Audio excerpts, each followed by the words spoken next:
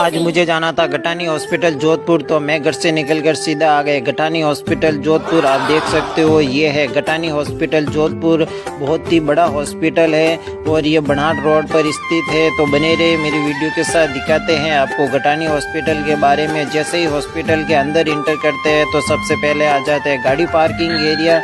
ये है गाड़ी पार्किंग एरिया। यहाँ से जैसे ही आगे निकलते हैं तो आगे आ जाती है दवाई मेडिकल, आप देख सकते हो। उसके बाद में मुझे जाना था ग्राउंड फ्लोर, तो बने रहे मेरी वीडियो के साथ, दिखाते हैं आपको ग्राउंड फ्लोर।